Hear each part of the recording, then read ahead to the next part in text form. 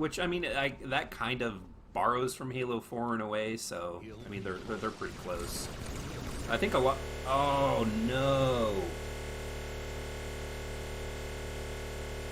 Oh, oh, we just had a hard crash.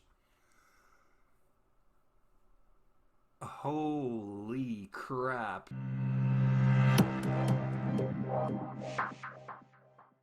Hello everyone, and thank you for joining me here today. In today's video, we're going to be going over the latest MCC development and flighting blog update found over at halowaypoint.com. The link for this article will of course be in the description in case you guys are interested in taking a look at it. With that being said, let's go ahead and take a look at the information. This week, we are continuing to discuss the latest MCC flight that kicked off last week.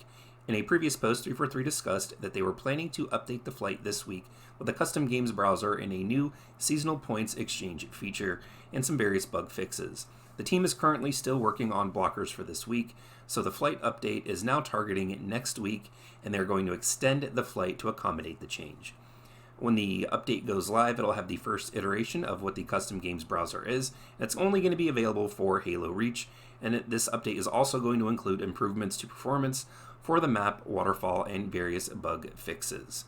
Now with the custom games browser, it's going to be added into the MCC over phases, as it is built to be supported for across all games, since sharing the initial concept of what it is versus what they're building now, it has really grown in terms of scope and features, and given this increase, it's going to take a little bit more time for the entire feature to be developed, and they're building it in a phase approach. This allows players to enjoy the foundation for what they've built, to enjoy the benefits for the near term.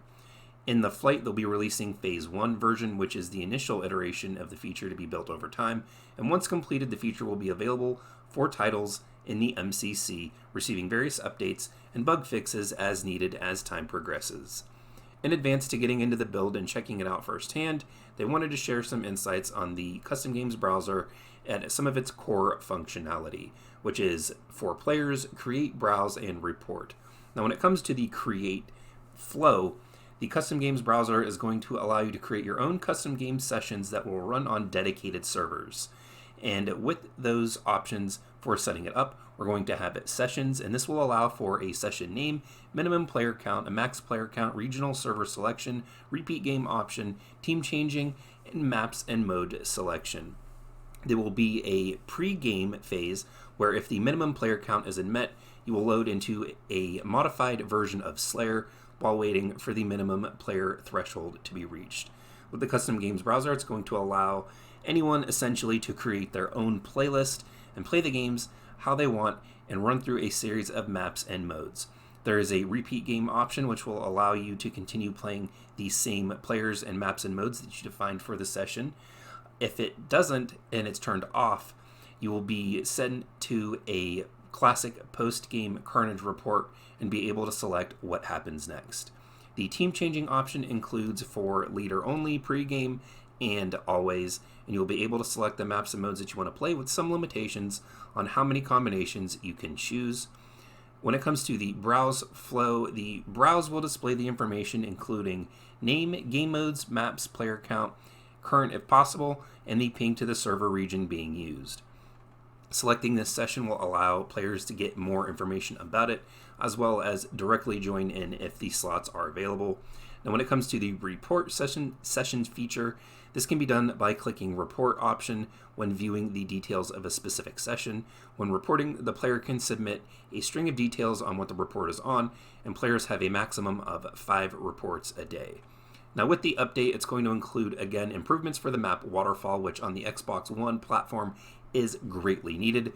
Waterfall, a Halo Online map that is being added to Halo 3, will also be receiving various bug performance fixes. They have seen many tickets and feedback around this map and have already been making improvements that will go live with the next flight. Now over at the Halo channel, they've had a stream discussing the current flight, and they also discussed that they are going to be delaying one of the maps out of Season 6 due to the information that they received from the flighting. With flighting, our goal is to get all the stuff that we're working out in front of players. And y'all tell us what you like, what you don't like, what's working, what's not working. Like we internally, we have test teams, we have all this stuff, we've got lots of feedback and everything like that, and we build what we believe is the best content to go out, and then we hand it off to y'all, and we want to know, is this ready for you? Is this something that we need to, bring back inside and cook a little bit longer? Are there bugs that we didn't know about that we need to go fix? So all of these things are future pieces that will be coming to MCC, but it is not guaranteed that they'll be coming for season 6. So one clear piece of that is we are only going to be shipping one map with the next update. It is most likely going to be Waterfall.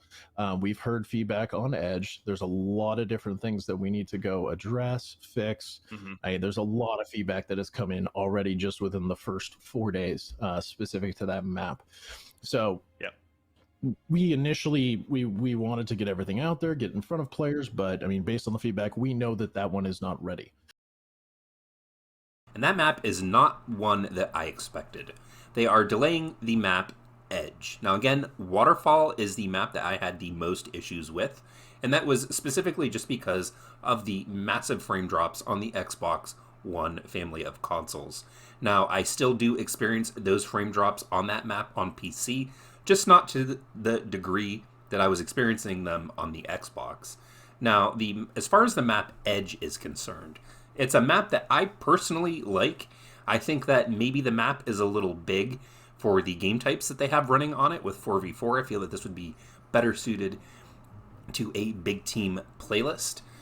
But that being said, I don't know what information they had been receiving that they would be delaying that map over the map that has the frame drop issues. Now, they have obviously said here in this update that they plan on making performance updates for the map, so hopefully they can really nail down the issue that they had, specifically on the Xbox, to get that map more playable. Generally, though, I like both maps.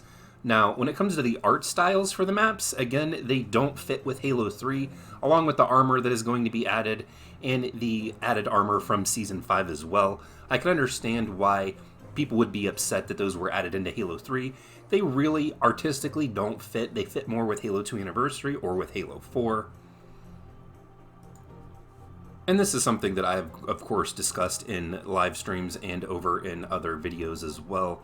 So they keep adding them in. I'm assuming it's because it's the most played Halo version online, and it's probably the easiest since it's coming from Halo Online. These assets already existed, so they're just bringing them over. Other features that I am really enjoying are, of course, being able to move the weapon model adjustment around and really pick a aspect or an angle that is most comfortable for me. Primarily, I've been playing Halo on PC, specifically for being able to move the targeting reticule, and now with also being able to adjust the view models. And this actually also coming to the Xbox is something that is very important and is going to bring parity between the two versions. Generally, overall, though, I don't really have that many problems with this current flight. This is probably one of the best and most successful flights I feel that they've run in a very long time. I know in the previous couple of flights they had issues with getting participation, and that does not seem to be a problem. Of course, the only other major issues that I've run into are the same issues that I run into in the retail version as well, with people griefing and being AFK.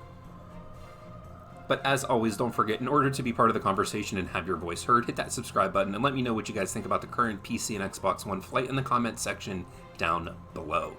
Don't forget to check out the links in the description. I've got the information found here in this video there, and of course, my social media and support for the channel is there as well. But until next time, everyone, thank you all for joining me here today, and I'll see all of you in the next video.